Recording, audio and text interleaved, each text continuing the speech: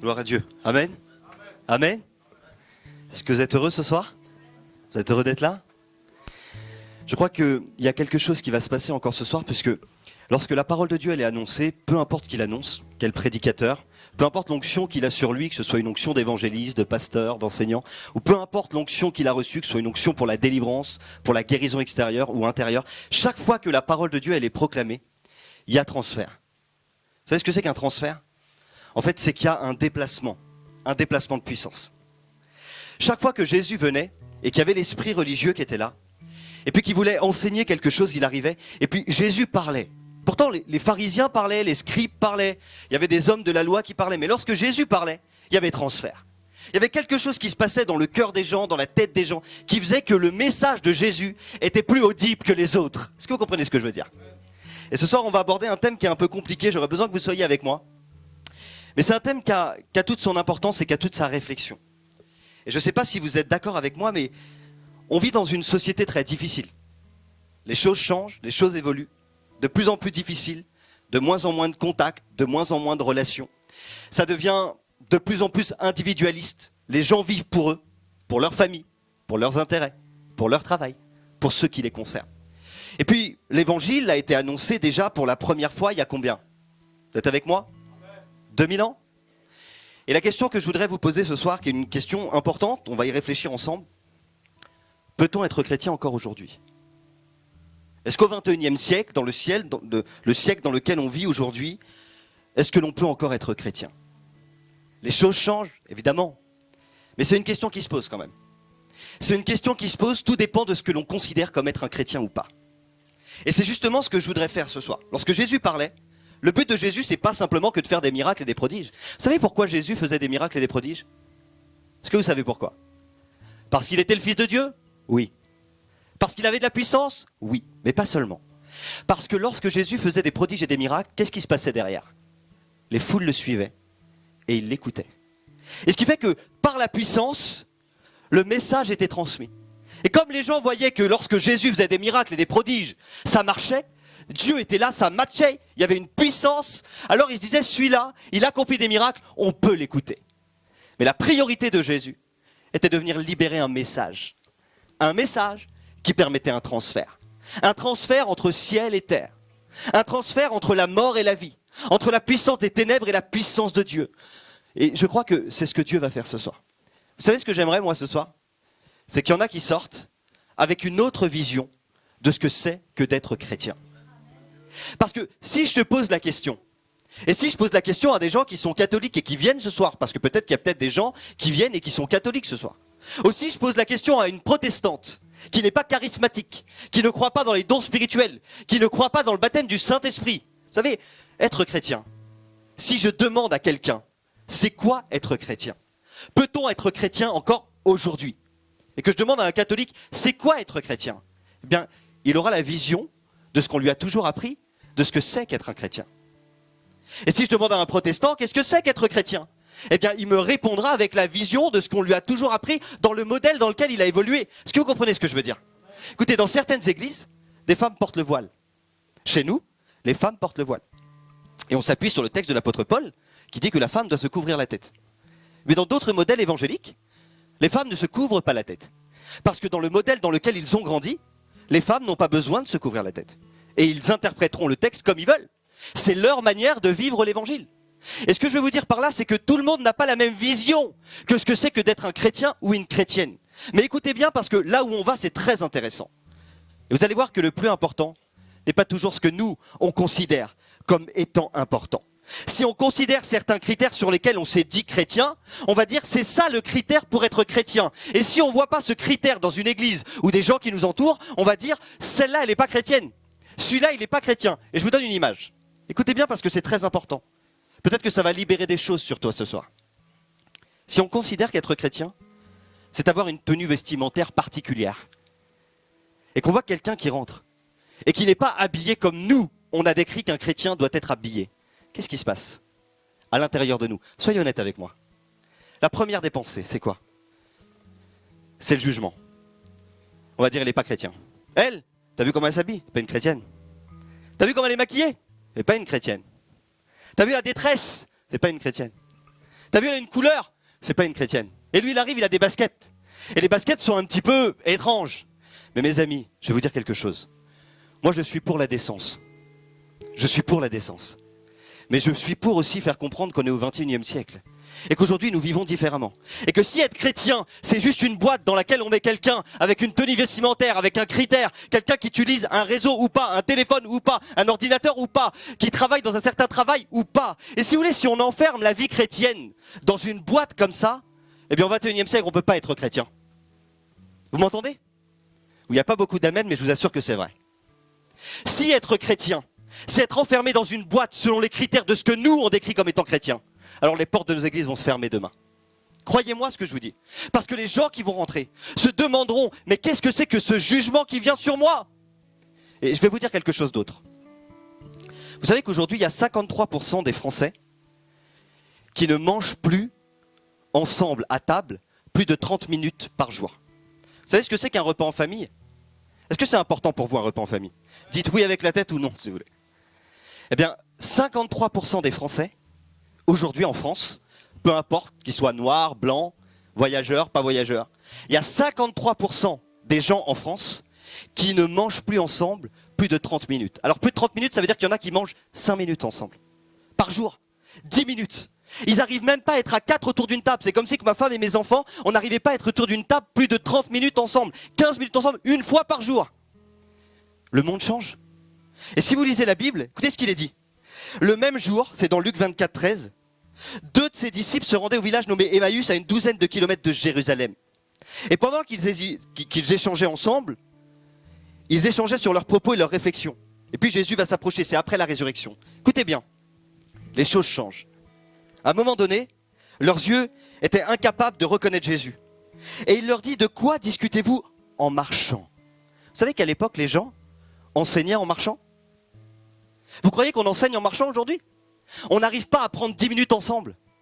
Les gens courent partout, ils se lèvent le matin, ils vont travailler, ils rentrent le soir. Les choses changent. Et si être chrétien, c'est un format, si être chrétien, c'est un carré, et qu'on devrait faire comme il y a 2000 ans, comme c'est écrit là-dessus, ce serait impossible d'être chrétien encore aujourd'hui. C'est pas ce qui est important. Et on va le voir, vous allez comprendre pourquoi je vous dis tout ça. Vous êtes avec moi? Les choses ont changé. Si on regarde un petit peu les lieux favoris où se trouvait Jésus à l'époque, vous savez où Jésus enseignait? On est dans quoi ce soir? Dans un théâtre. Est-ce que vous croyez que Jésus enseignait dans un théâtre? Absolument pas. Et vous savez pourquoi? Parce que si on devait prendre le modèle décrit dans les Écritures, la Bible dit que Jésus enseignait autour d'un lac, Luc 5. Un jour, alors que Jésus se tenait sur les bords du lac de Génézareth et que la foule se pressait autour de lui, ils vinrent écouter la parole de Dieu. La Bible dit aussi que Jésus enseignait sur les montagnes, le mont des béatitudes, Matthieu 5. Et je ne sais pas si vous réalisez, mais imaginez-vous si ce soir on se donnait rendez-vous autour du lac, ou si ce soir on se donnait rendez-vous sur une montagne. Mais ce serait impossible. Est-ce que vous comprenez? Ce qui est important, ce n'est pas l'endroit, c'est le message. Ce qui est important, ce n'est pas le format. Ce qui est important, c'est ce qui sort du format. Et j'aimerais que vous compreniez ça pour sortir libre ce soir, de peut-être quelque chose qui pèse sur vous depuis trop longtemps. Si être chrétien se cantonne uniquement à une tenue vestimentaire, si être chrétien, c'est être moderne ou traditionnel, peu importe ce que tu es, être chrétien, c'est pas ce qui apparaît à l'extérieur. Être chrétien, c'est ce qu'il y a à l'intérieur. Et je peux vous assurer que quand on comprend ça, on est libéré. Il y a un poids qui quitte, il y a un poids qui part. Il y a une espèce de culpabilité religieuse, on va en parler. Et si vous êtes encore avec moi, vous allez comprendre qu'au temps de Jésus, les choses étaient différentes. Aujourd'hui, on va diviser la salle en deux. Il y en a qui disent, il a un micro. Pourtant, elle est petite la salle. Il se prend pour un présentateur télé. Je vous assure. Il y en a qui disent, regarde, il en fait trop. Il a un micro, il met des ambiances, mais il en fait trop. Et puis il y a une autre partie qui dira, mais s'il n'a pas de micro, il n'est pas ancien.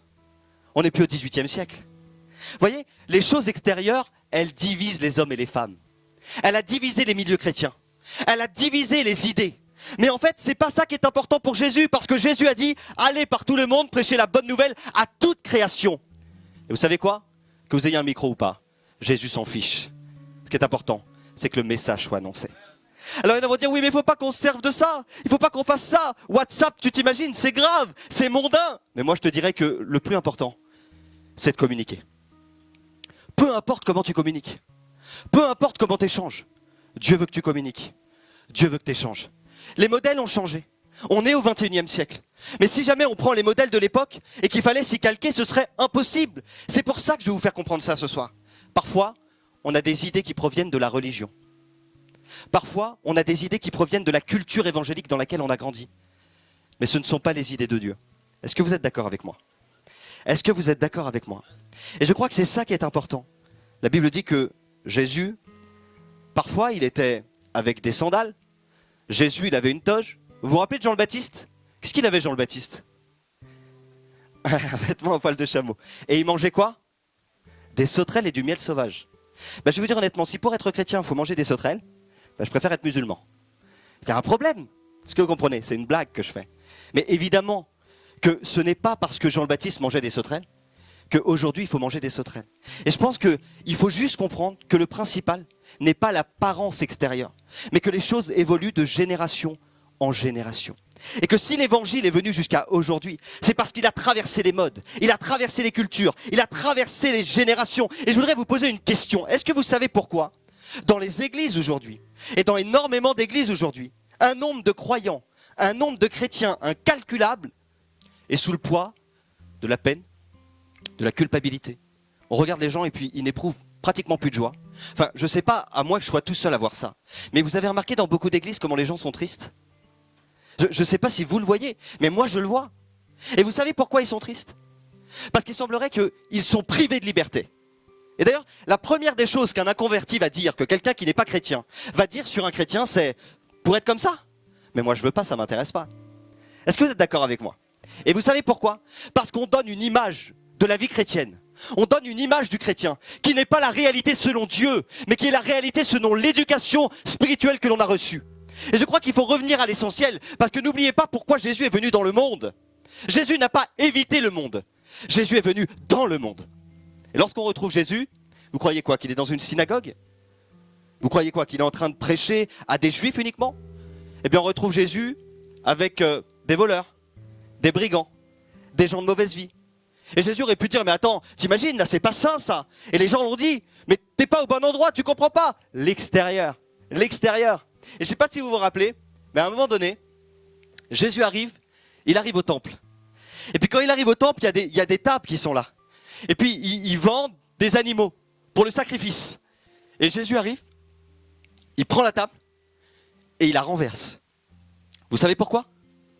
Parce qu'ils avaient pris des habitudes religieuses. Ils étaient cloués par des habitudes religieuses. Et Jésus, il prend la table et il la renverse. Et vous savez ce qu'il fait? Il dit, tu vois ce qui te liait à la table? Eh bien moi, je la renverse. Et aujourd'hui, entre toi et moi, il n'y a plus de séparation. Peut-être que tu es venu ce soir, tu n'es pas chrétien. Et tu dis, moi, je ne peux pas être chrétien. Parce que l'image de ce que j'ai dans ma tête d'être chrétien, c'est d'être super spirituel. C'est d'avoir des ailes dans le dos. C'est de ne pas faire d'erreur. Écoute, un chrétien, c'est un homme et c'est une femme qui a décidé de rentrer de nouveau en relation avec Dieu. C'est tout. Il n'est pas parfait, mais il vise la perfection. Et je crois que ce soir, c'est ça que nous devons comprendre. Comment expliquer ce poids qui pèse aujourd'hui sur l'Église? Eh bien, vous savez quoi? Je dirais que nous sommes centrés action, objectif, mission. Et quand je parle de mission, je ne parle pas mission vie et lumière. Je parle de mission, c'est-à-dire accomplissement de tâches. Et aujourd'hui, les chrétiens, c'est ça. Croyez-moi, la vision que l'on a du chrétien, c'est, eh bien, je suis exigeant avec moi-même et je suis exigeant avec les autres. Il faut que je fasse pour être approuvé de Dieu. Alors quand on ne fait pas, qu'est-ce qui se passe? Eh bien, on ne se sent pas bien. D'abord, je voudrais vous dire quelque chose. Ce ne sont pas nos actions qui nous définissent. Ce sont nos valeurs. Écoutez bien ce que je vais vous dire ce soir. Peut-être que toi, tu fais des trucs terribles pour Dieu. Tu es un prieur, tu es un liseur, mais tes valeurs, elles sont mauvaises. Peut-être que quand quelqu'un rentre dans une réunion, qu'il n'est pas habillé comme toi, tu le décides, ou comme toi, tu le vois, tu le juges. Eh bien, peut-être que tu as les actions, mais excuse-moi, il te manque les valeurs. Et ce ne sont pas les actions qui nous définissent, parce qu'il y a plein de religieux dans le monde, de tous les côtés, qui font des actions incroyables. Ils font des actions, mais n'ont pas les valeurs. Et croyez-moi, ce que Jésus est venu apporter, ce ne sont pas des actions, même s'il en a faites, ce sont des valeurs. Et je ne sais pas si vous réalisez le poids qui s'enlève, mais Jésus a insisté sur des principes élémentaires. Eh, c'est bien ce que tu fais là. C'est bien parce que tu nettoies la coupe en dehors. Bravo. Mais à l'intérieur, t'es pourri. Tu as une apparence, elle est formidable. Moi, quand je te vois, tu pries. Tu mets ton voile.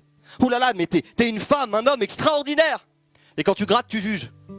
Quand tu grattes, tu condamnes. Quand tu grattes, tu n'es pas capable de pardonner. Quand tu grattes, tu n'as pas l'esprit de la grâce. Tu as l'esprit de la religion évangélique. Mais tu n'as pas l'esprit de la grâce. J'aimerais te dire ce soir que ce n'est pas un jugement que je te donne. Mais c'est simplement que, rappelle-toi que tes actions ne sont pas le plus important. Ce qui est le plus important, ce sont les valeurs que tu as. Et si tes valeurs sont bonnes, tes actions sont bonnes. Et puis, la Bible dit qu'au jour du jugement, il y a plein de gens qui vont venir et qui vont dire « Seigneur, Seigneur », vous vous rappelez de ça? On a chassé en ton nom. On a prophétisé en ton nom. On a prié pour des gens qui ont été guéris en ton nom. Est-ce que c'est vrai ou c'est pas vrai? Et qu'est-ce qu'il dit Jésus? Attends, t'as pas compris ce que c'était que le message de l'évangile. Tes actions étaient plus importantes que tes valeurs. Et je crois qu'aujourd'hui, il y en a qui souffrent. Écoute-moi bien. Je pense qu'il y en a qui ont le sentiment ou l'idée que parce qu'ils vont en faire beaucoup, Dieu va les aimer beaucoup. Et ça provient de quoi? Ça provient souvent d'un sentiment d'abandon.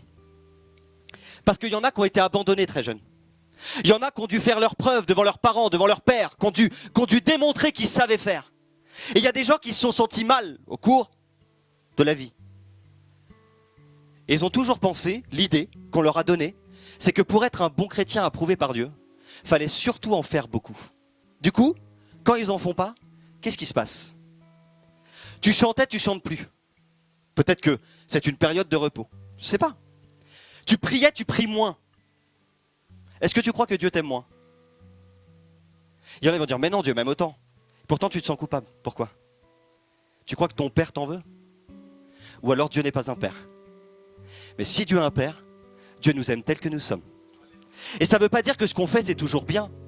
Mais ça veut dire qu'un père, il nous prendra toujours par la main pour nous emmener plus loin. Comprenez ça? Et je ne sais pas si vous réalisez ce soir l'impact. Mais c'est comme si, à un moment donné, on se faisait l'idée dans notre tête qu'on doit faire pour être approuvé. On doit faire pour être approuvé. Bien, moi, j'aimerais te dire que peu importe ce que tu fais, Dieu t'aime tel que tu es. T'as loupé des réunions? Personne ne va en mourir. Ouh là là, Jonathan, c'est grave ce que tu dis. T'es léger. Je suis pas léger du tout. Mais je préfère que tu viennes à la réunion avec tout ton cœur plutôt que tu viennes pour faire plaisir à quelqu'un et que tu repartes sans rien. Et il y en a, ils viennent à l'église le mardi. Ils viennent le jeudi. Maman, si je vais pas, le pasteur, il va pas me voir. Qu'est-ce qu'il va dire encore sur moi? Non. Viens parce que tu as besoin d'une relation avec tes frères et tes sœurs. Vous savez, la vie chrétienne, elle ne se vit pas dans l'église. Hein. Croyez-moi, elle se vit en dehors. Et nous sommes l'église. Et comme elle est vécue en dehors, quand on se rassemble ensemble, qu'est-ce qui se passe? Ben, il y a des actions de puissance. Et vous savez quoi? Je ne sais même pas si quand vous êtes rentrés, vous avez compris ce que je suis en train de vous dire. Regarde la personne à côté de toi. Fais-le, regarde la personne. Et considère-la. Parce que je vais te dire quelque chose. Peut-être que tu es venu pour faire une action, pour venir à la réunion. Et Dieu te demande ce soir, les actions, c'est pas le plus important, c'est les valeurs le plus important. Regarde la personne qui est à côté de toi, aime-la, parce que c'est ce que Dieu te demande. Dieu nous demande de nous aimer les uns les autres. Et je ne sais pas si vous comprenez ce que je veux dire ce soir, mais c'est comme ça que parfois, nos actions, quand on est ciblé action, écoutez-moi encore un petit peu. Je ne vais pas être très long. Vous êtes là encore? Vous êtes là encore? Quand on est ciblé action, qu'est-ce qui se passe? En fait, on fait tellement d'actions, tellement d'œuvres, tellement de choses, on est ciblé action. Et puis, petit à petit, eh bien, l'importance de nos actions devient de plus en plus grande. Et c'est ce qui se passe dans certaines églises. Il y en a qui vont comprendre ce que je veux dire. On fait des actions, on fait des réunions de prière, et puis on voit un frère ou une sœur qui ne vient pas aux réunions de prière. Alors nous, on continue à faire des actions, et on se dit, nous, on est meilleurs que lui. Parce que nous, au moins, on le fait, ça. Ah, il est vaillant, lui. Même pas, il vient prier. Même pas, elle vient prier. Et puis, on continue. Les actions, les actions. Et vous savez quoi? Parfois, on est tellement fixé action. Vous savez ce qui est en train de mourir? Les valeurs. Et après, les gens rentrent dans l'église et on voit des actions. Des prières, des chants, des louanges, la prédication. Et vous savez quoi? Les gens qui viennent pour la première fois repartent et on les a même pas regardés. On n'a même pas considéré qu'il y avait un nouveau couple qui était venu à l'église. Vous savez pourquoi? Parce qu'on est figé action, on n'est plus figé valeur. On a oublié de les aimer. On a oublié de prendre soin d'eux. On a oublié même de les accueillir. On a oublié de les regarder. Alors on vient avec sa femme, on vient avec ses enfants, on s'assoit toujours à la même place. On a nos habitudes. Et puis on est content, on a été béni, on a parlé en langue, on a pleuré, on a vécu des choses terribles. Et puis on repart, on est figé, action. Mais on a oublié les valeurs. Peut-être que ce soir-là, quelqu'un était venu. Et lui ou elle n'était pas marié. Peut-être qu'elle était seule, ou il était seul. Peut-être qu'elle avait des besoins, ou il avait des besoins. Et il est venu à l'église parce que normalement l'église c'est un endroit où il y a des valeurs. Notamment celle de l'amour, celle du partage. Et il repart. Et personne n'a fait attention. Et nous on dit, c'est rien ça. Elle n'est pas bizarre, elle, regarde comment elle est habillée. Pas inutile, hein. On n'a pas réalisé ce qui était une priorité pour Jésus. Et je crois que ce soir c'est ça qui est important. Ce qui est important, c'est quand nos actions sont prédominantes à nos valeurs, le risque, c'est de perdre nos valeurs. Si nos actions sont prédominantes à nos valeurs, à un moment donné, le risque, c'est de perdre nos valeurs. Et je crois qu'il faut des actions, il faut prier, il faut jeûner, il faut prêcher, il faut louer, mais pas au détriment de nos valeurs. Nos valeurs d'abord, nous aimons d'abord et nous servons ensuite. Oh, je ne sais pas si vous réalisez, mais c'est tellement important. Il y en a qui vont pas bien. Écoutez ce que je vais vous dire. Il y a des couples ce soir qui sont là. Et peut-être qu'ils vont pas bien. Mais si vous les regardez, ils servent. Nous, qu'on aille bien ou qu'on aille pas bien, on sert. Oui, tu sers. Mais tes valeurs, elles sont où? Tu as perdu tes valeurs. Chez toi, tu es invivable. Avec ton mari ou avec ta femme, tu es invivable. Avec tes enfants, tu es invivable. Et je crois qu'il y a des fois où on a besoin, moi le premier, je me remets en question par rapport à ça. Parfois, on a des attitudes où on veut servir à tout prix, mais on n'est pas bien. Parfois, c'est la femme qui n'est pas bien, mais devant les autres, tout va bien. On sert. Tu viens, on fait ça. On sert la Sainte Seine. Et on sert, et on sert. Et Dieu nous dit, tu devrais peut-être arrêter de servir un peu. Arrête. Mettez-vous à l'écart. Reposez-vous un peu. Recentrez sur vos valeurs. Et ensuite, servez. Reprendre soin. Être capable de prendre conscience. Vous voulez que je vous raconte une petite histoire? Vous êtes avec moi? Vous voyez cette Bible-là? J'ai vécu quelque chose d'incroyable avec ça. Je ne sais pas si vous la voyez là-dessus. Si on peut la montrer, ou je ne sais pas si elle est sur l'image. Mais cette Bible-là, j'étais aux États-Unis il y a quelques temps. J'étais avec ma femme. Et puis, vous voyez, c'est une Bible en anglais. Holy Bible. Et cette Bible-là, moi, je parle un tout petit peu anglais. Puis on était aux États-Unis et puis on était parti pour un séminaire avec ma femme pour simplement s'édifier en Dieu. Et puis, voilà, on était ensemble, on passait des temps ensemble. C'était des temps d'adoration. Et puis, les pasteurs qui étaient avec nous, ils nous ont dit, vous allez prendre des temps avec Dieu. Alors nous, on était au Colorado. Alors on tombait mort, c'était merveilleux. On était au Colorado et on passait des temps avec Dieu. Et l'après-midi, on avait champ libre. Le matin, on travaillait, on priait, on était en train de recentrer sur nous, sur l'appel que Dieu nous avait confié. On réfléchissait. Dieu était en train de nous parler de manière incroyable. Et puis on était au Colorado. Et qu'est-ce qu'on fait? On dit avec ma femme, écoute, on a des temps avec Dieu. On devait passer, en fait, 30 minutes, puis 45 minutes, puis 60 minutes sans parler, à écouter Dieu. Je ne sais pas si vous avez déjà fait ça. Je peux vous dire que c'est incroyable. Tu parles pas. Vous me faites peur. Ça arrive de ne pas parler quand même, c'est pas très grave. Tu parles pas. Tu parles pas pendant 30 minutes. Plus dur pour les femmes que pour les hommes. Je plaisante. Tu parles pas pendant 45 minutes. Tu parles pas pendant 60 minutes. Et puis à ce moment-là, avec Nadia, on part. Et puis on rentre dans une braderie. Une braderie aux États-Unis, au Colorado. Et quand on rentre dans la braderie, qu'est-ce que vous trouvez dans une braderie? Des chaussures, je sais pas moi, des affaires, des casquettes. Vous trouvez des tasses. Et puis d'un seul coup, je regarde au fond de la braderie, aux États-Unis, au Colorado. Sur le côté comme ça, il y avait des articles chrétiens de tous les côtés. Je dis, Nadia, on est dans une braderie. On aurait dit une maison de la Bible. J'étais choqué. Et là, qu'est-ce que je vois? C'était le moment où je ne devais pas parler. 60 minutes ou 45 minutes, je ne me rappelle plus, d'écoute. Où je ne devais pas parler. Et on avait fait ça. On avait marché. Moi, j'étais dans la réflexion avec Dieu. Et puis, on a marché, mais on est rentré dans une braderie. On peut écouter Dieu dans une braderie, je vous assure. On peut écouter Dieu n'importe où. Lorsque notre oreille est attentive, Dieu nous parle. Et je suis rentré, j'ai regardé, il n'y en avait qu'une. Écoutez bien, parce qu'il n'y en avait qu'une. Et je l'ai trouvé, et dessus, alors je sais lire un tout petit peu anglais, il y a marqué free, gratuit. Alors moi, je la prends, et je vais voir la dame, et je dis, madame, est-ce que cette Bible, elle coûte combien? J'ai vu qu'il y a marqué free dessus, mais je voudrais qu'elle me le dise, elle. Elle me dit, c'est gratuit. Et comme je ne voulais pas la prendre à quelqu'un, que je voulais vraiment qu'elle me revienne à moi, j'ai dit, Seigneur, ce que je vais faire, c'est que je vais l'ouvrir, et je vais regarder si je la comprends. Et quand je l'ai ouverte, écoutez bien ce qu'il est dit. J'ouvre la Bible, mais comme ça, au hasard. Si on peut dire au hasard. Dieu avait la main derrière. Et quand j'ai ouvert, écoutez, j'ai été choqué. J'ouvre la Bible. Et quand j'ouvre la Bible, dans le texte de Luc, c'est ici, vous ne pouvez pas le voir ici. Mais mes yeux, ils se portent là. Et je demandais à Dieu, Seigneur, c'est quoi ton message? Et le Seigneur me dit, quand tu vas rentrer en France, je vais te donner un nouveau commandement. Tu es pasteur depuis très longtemps. Mais tu vas apprendre encore à penser différemment. Je peux vous dire que ça me choque. Parce que moi, je suis aux États-Unis, je ne suis pas là-bas spécialement pour ça. Je suis là-bas pour mon couple. Je suis là-bas pour nous faire du bien. Je suis là-bas pour que Dieu nous parle par rapport à notre ministère, par rapport à notre appel. Et puis moi, je pensais que Dieu allait me révéler des choses un peu plus grandes. Et Dieu me dit, Jonathan, écoutez bien le texte. Ne vous posez pas en juge des autres. Ne soyez pas vous-même jugés. Gardez-vous de condamner à votre tour, et vous ne serez pas condamnés. Pardonnez, et vous serez vous-même pardonnés. Donnez, et on vous donnera. Vous serez jugés de la mesure dont vous jugez. Et puis en anglais, c'est plus fort. Parce que c'est des directifs. Judge not. Condamne not. Et Dieu me parle comme ça. Et Dieu est en train de me parler dans mon cœur. Et il me dit, Jonathan, quelles sont tes valeurs? Tu as fait des actions. Tu as prêché.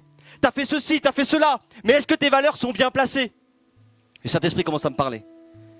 Et il me dit, tu ne jugeras plus. Quand tu vas revenir en France, tu ne jugeras plus les autres. Tu ne condamneras plus les autres. C'est terminé. Et si tu juges, n'oublie pas une chose. La mesure que tu prends pour juger, c'est la même que je prendrai pour te juger. Et comment aux États-Unis, à plus des milliers de kilomètres, Dieu est capable de me dire ça? Quelles sont nos valeurs? Je vais vous dire un truc. Quelles ne sont pas nos valeurs? Rappelez-vous de ça. Quand vous voyez quelqu'un dans la rue, ou quelqu'un rentrer dans vos églises, peu importe dans vos églises respectives, rappelez-vous d'une chose. Vous avez des choses que vous ne devez pas avoir. Et la Bible dit quelles ne sont pas nos valeurs. Qu'est-ce qu'elles ne sont pas? Le jugement, la condamnation, l'égoïsme, la rancœur, la rancune. Alors Jonathan, c'est quoi nos valeurs? C'est quoi les valeurs? C'est quoi les valeurs d'un chrétien? Eh bien les valeurs d'un chrétien, c'est d'abord la bienveillance. Je voudrais te poser une question. Est-ce que tu es bienveillante avec tes copines, tes copains? Est-ce que tu es bienveillant avec ton mari, ta femme? Est-ce que tu es bienveillant avec tes frères, tes sœurs en Christ? Est-ce que tu es bienveillant avec ta famille? Je ne parle pas du chrétien là. Je ne parle pas de celui qui est chrétien qui vient à l'église. Je parle, est-ce que tu es bienveillant envers les autres, entre ceux qui t'entourent, chrétiens ou non? Dieu t'appelle à être bienveillant. Et si tu regardes, écoutez, on va aller vite, mais écoutez bien ça. La Bible dit qu'il y a deux courants spirituels très différents. Et je ne sais pas si vous réalisez, mais je voudrais simplement qu'on lise un petit texte très vite ensemble. Il y a une femme qui était une femme adultère. Et je voudrais que vous compreniez ça. Est-ce que vous êtes encore un tout petit peu avec moi? Il y a une femme adultère. Et je voudrais que vous compreniez qu'il y a deux courants spirituels. Parce qu'ils existent. Et ils existent au 21e siècle. Peut-on être chrétien aujourd'hui? Oui, mais comment? Là, il y a deux courants. Il y a une femme qui est adultère. C'est Jésus. Il sait ce qui se passe. Il sait qu'on lui amène une femme adultère. On lui amène une femme adultère. Et la Bible dit que quand tu as Jésus, il va commencer à partir sur le mont des Oliviers et le lendemain, il revint de bonne heure dans la cour du temple. Tout le peuple se pressa autour de lui. Et puis il s'assit et il se mit à enseigner. Puis tout à coup, il y a les spécialistes de la loi, les pharisiens, qui vont prendre une femme et qui vont la traîner devant Jésus. Écoutez bien ce qu'ils vont faire. Bien en vue. Il fallait qu'elle soit vue, bien en vue, devant Jésus. Et là, il y a un premier courant spirituel. Écoutez bien, c'est très important. Il existe. Il y a des églises qui sont dominées par ça. Croyez-moi. Maître, cette femme a commis l'adultère. Condamnation. Écoutez bien. Condamnation. Cette femme a commis l'adultère. Elle a été prise sur le fait. Or, dans la loi de Moïse, il a été ordonné de la lapider. Cette femme connaissait la loi. C'est des gens de la loi. Ils prennent cette femme. Ils la mettent devant Jésus. Et qu'est-ce qu'ils font? Ils la condamnent. Ils la condamnent et ils la condamnent. Et la Bible dit qu'il a été ordonné. Toi, quel est ton jugement? Condamnation. Jugement. Regardez le premier courant spirituel. Et puis il dit maintenant, on va tout faire pour l'accuser. Et Jésus, alors qu'il y avait la condamnation, qu'il y avait le jugement, et qu'il y avait cette mentalité, il va se baisser, il va écrire par terre. Et quand il écrit par terre, vous savez ce qu'il fait? Action. Vous vous rappelez les actions et les valeurs de tout à l'heure, vous vous rappelez de ça? Eh bien ces gens-là, ils sont dans l'action. On va la lapider. Elle a commis l'adultère. Maintenant, il faut la tuer. Action, action, action. Pour Dieu, C'est un courant spirituel. Regarde, elle a fait mal. On va le sortir de l'église. Il a fait mal. On va le sortir de l'église. On va faire ceci, il ne peut pas prier parce qu'il ne s'est pas bien comporté. Jugement, condamnation. Jésus se baisse, il écrit par terre, il se relève. Et il dit, qui d'entre vous, le premier, qui n'a pas péché, jette contre elle la première pierre. Eux condamnent, ils mettent des actions. Jésus en face, il met des valeurs. Qui d'entre vous a été toujours fidèle? Il ne parle pas action, il parle valeur. Comprenez ce que je veux dire ou pas? Vous êtes avec moi? C'est un peu compliqué. Mais eux, par l'action, ils la condamnent, c'est des actions. Ils veulent la lapider, c'est des actions. Et Jésus dit, qui a été fidèle au point de ne pas pécher? Ben, qui jette le premier. Fidélité, valeur. Et là, qu'est-ce qui se passe? Eh bien, tous ces hommes spirituels, en apparence spirituelle, ils partent du plus vieux au plus jeune. Et Jésus la regarde. Et j'aimerais te dire que c'est comme ça que Jésus te regarde ce soir. Où sont tes accusateurs? Peut-être que tu as péché. Peut-être que tu es venu aussi et tu te sens coupable. Coupable de ne pas avoir été à la hauteur pour Dieu. Coupable de ne pas avoir fait ce qu'il fallait faire. Coupable de ne pas être le chrétien ou la chrétienne. Peut-être que tu te dis même, moi je ne suis pas un chrétien, je ne suis pas une chrétienne. Parce que j'arrive pas à tenir. Parce que dans ta tête, tu as la vision de ce qu'est un chrétien et une chrétienne, et ce n'est pas la bonne. Un chrétien et une chrétienne, c'est quelqu'un de très faible, qui a un Dieu très fort. C'est quelqu'un de très faible qui a un Dieu très fort. C'est quelqu'un qui tombe parfois. Et je vais aller plus loin. Mais Jonathan, t'es fou. C'est parfois quelqu'un qui pêche. Ça arrive. Que des chrétiens dans des églises pêchent. Et nous on dit, mais un chrétien, il pêche pas. C'est pas vrai. Il y a des chrétiens qui pêchent encore. Il y a des chrétiens qui sont encore tenus par la dépression. Tu as des chrétiens qui sont encore fatigués. Tu as des chrétiens qui ont des anciens problèmes qui n'ont pas été réglés. Des obsessions, des oppressions. Tu as des chrétiens qui sont tenus par des addictions. Et je ne rentrerai pas dans les détails. Et vous savez de quoi je parle. Il y a des gens qui ont besoin de libération. Et pas simplement à coup d'imposition des mains. Mais aussi en prise de décision. Je veux retrouver mes valeurs. Je veux retrouver mes valeurs. Ce qui me définit, ce ne sont pas mes actions, ce sont mes valeurs. Je veux retrouver mes valeurs. Jésus la regarde et il dit, où sont tes accusateurs? Et là, elle regarde, il n'y a plus personne. Il la regarde. Et vous savez quoi? Jésus parle à une femme adultère. Donc c'est une femme qui devait être mal habillée. Une femme qui devait être maquillée, certainement. Une femme qui devait être dans sa tenue horrible. C'était une femme de mauvaise vie. Jésus la regarde. Et quand il la regarde, il dit, où sont tes accusateurs? Moi non plus, je ne t'accuse pas. Et vous savez ce qu'il lui dit? Maintenant, tu vas rentrer chez toi, tu vas changer de vêtements. Non. Tu vas te démaquiller, tu vas te coiffer bien comme il faut. Non. Va et ne pêche plus. Et vous savez quoi? Des fois, on met des poids sur nous. Des poids dits spirituels, qui n'en sont pas. Vous savez c'est quoi le commandement? Le plus important? Le plus important? Le commandement le plus grand? Et lorsque les pharisiens, lorsque les hommes sont là et qui vont aller vers Jésus, on va terminer. Je ne vais pas faire les autres points parce qu'on n'aura pas le temps. Mais ce que je vais vous dire, c'est ça. À un moment donné, il y a des hommes qui viennent. Et ils veulent prendre à part Jésus. Et ils veulent mettre un poids immense. C'est un docteur de la loi. C'est des docteurs. C'est des hommes influents qui connaissent la Bible, qui connaissent la parole. Et ils viennent vers Jésus. Et vous savez quoi? Qu'est-ce qu'ils font? Jésus, dis-nous, c'est quoi le plus grand commandement? Là, ils veulent le paralyser. Ils veulent s'en servir pour le faire tomber. Et vous savez ce que répond Jésus? C'est quoi le plus grand commandement? Allez-y, n'ayez pas peur. Oui, tu aimeras l'Éternel ton Dieu de tout ton cœur, de toute ta force, de toute ta pensée. Et je crois qu'il aurait pu s'arrêter là. Et vous savez ce qu'il va faire? Un docteur de la loi qui connaissait les 632 commandements, les pasteurs savent ça. Il va le regarder, il va dire, et il y en a un autre que tu ne peux pas détacher de celui-là. T'aimes l'Éternel? Tu aimes l'Éternel de tout ton cœur, de toute ta force, de toute ta pensée, de toute ton âme? Eh bien, il y a un commandement qui est rattaché à celui-ci et tu ne peux pas l'effacer. Valeur, valeur, valeur. Tu aimeras ton prochain comme toi-même. Et je vais te dire un truc. Tu peux être pasteur, comme moi. Tu peux être un très bon chrétien, un étudiant ou tout ce que tu veux. Tu peux être une femme qui prie. Tes actions ne sont rien si devant ne prévalent pas tes valeurs. Et vous avez vu quelles sont les valeurs? Ne juge pas, ne condamne pas, aime et pardonne. Donne et pardonne. Et je ne voulais pas le dire, mais il y avait plusieurs points, on ne pourra pas les voir tous ensemble. Le premier, c'est ce qui nous définit, ce ne sont pas nos actions, c'est nos valeurs. Le deuxième, ce qui nous définit, c'est notre mission. Le troisième, ce qui nous définit, ce sont nos fruits.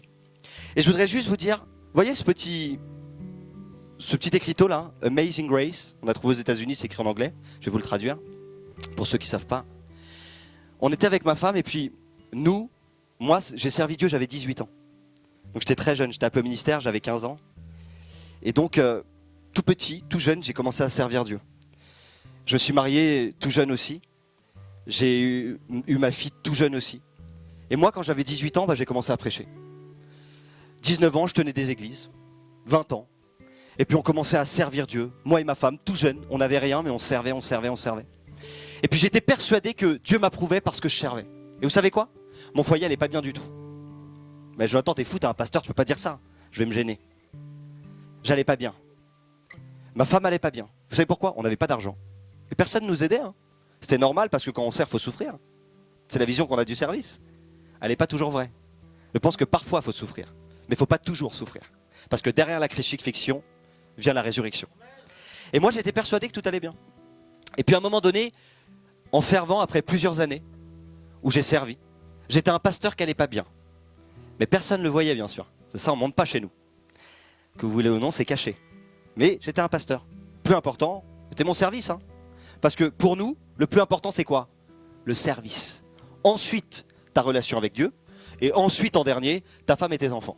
Et s'ils ne sont pas contents, ils suivent. Parce que le plus important, c'est le service. Ça, c'est ce que je croyais avant. Eh bien, aujourd'hui, j'ai pensé différemment. La première des choses, c'est ma relation avec Dieu. Parce qu'avant d'être un pasteur, je suis un chrétien. Et si ma relation avec Dieu n'est pas bonne, la relation dans mon service ne sera pas bonne. Et c'est pourquoi maintenant, je privilégie plus mon service. Je privilégie ma relation avec Dieu. Et si mon service empiète sur ma relation avec Dieu, je sers moins pour être davantage en relation avec lui.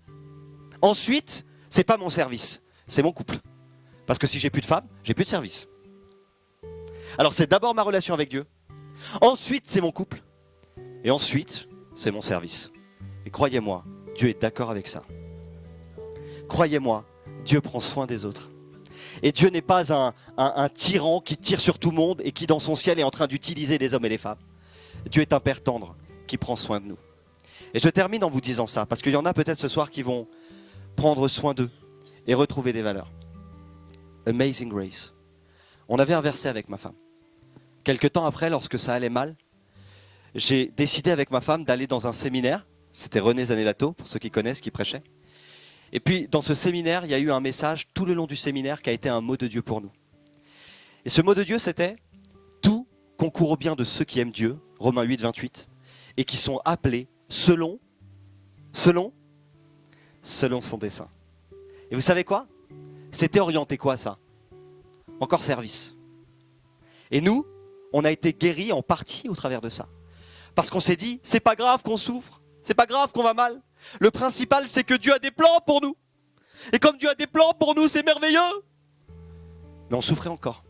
Vous savez pourquoi? Parce que le plus important, c'était pas notre service. Parce que le service, c'était OK. On servait depuis tout jeune, nous. Donc il n'y avait pas de problème. Et puis en allant aux États-Unis cette année, Dieu nous a encore parlé. Vous allez dire, c'est dur quand même, tu prêches depuis longtemps, toi. Mais on n'est pas parfait, croyez-moi. On est des chrétiens avant d'être des pasteurs. Et puis tant pis s'il y en a qui sont parfaits, tant mieux pour eux. Moi, je ne suis pas parfait du tout. Et je peux vous assurer que je me remets en question. Et si moi, je me remets en question, je peux t'assurer que tu peux te remettre en question aussi. Crois-moi. Et quand on est arrivé là-bas, c'était encore dans un temps avec Dieu. Mais ça, c'était ma femme. Et on était dans un temps avec Dieu, on devait écouter la voix de Dieu. Et Nadia, elle disait toujours, mais moi, c'est quand même incroyable, j'arrive pas à déceler ce que Dieu me dit. Et puis, une femme est toujours un peu plus sensible que les hommes. Enfin, je crois. En tout cas, parfois, les femmes sont très sensibles. Et puis Nadia, elle se posait vraiment la question. Et elle se disait, mais pourquoi j'arrive pas à avoir un mot de Dieu? Je ne sais pas du tout ce que Dieu veut me dire, mais Dieu est en train de lui parler. Et puis on rentre encore dans une braderie. Et les braderies, je ne sais pas moi ce que c'est des maisons de la Bible aux États-Unis. C'est incroyable, ils sont tous chrétiens. Ils vous croisent dans la rue, ils vont dire, salut, bonne journée, passe une super bonne journée. C'est même pas qui c'est. Ils ont une joie incroyable, parce que beaucoup sont chrétiens. Et puis quand on est rentré dans cette braderie, nous on ne pensait plus à l'ancien texte qui était ce que tu fais c'est le plus important. Dieu va bénir tes projets, etc. Action, action, action. Là, Dieu est en train de nous parler valeurs. Et Saint-Esprit est en train de nous faire comprendre, pendant cette période, que les gens s'approcheront de nous. Non pas pour nos actions, mais pour nos valeurs et nos fruits. Tu sais si quelqu'un a besoin d'être guéri. Il s'en fout que tu pries et que tu pries bien. Ce qu'il veut, c'est que tu l'aimes et que tu prennes soin de lui. C'est les valeurs le plus important. Et là, on est tombé là-dessus. Amazing grace. Et ça veut dire une grâce extraordinaire. Et en fait, ça correspondait à ce que Dieu m'avait dit ici. Tu ne jugeras pas, tu ne condamneras pas. Mais si un chrétien s'approche et qu'il dit qu'il a péché, c'est pas grave. Tu vas le prendre, tu vas l'aimer, tu vas prendre soin et tu vas le relever. Oh, si rien n'est trop grave pour Dieu, rien n'est trop grave pour moi.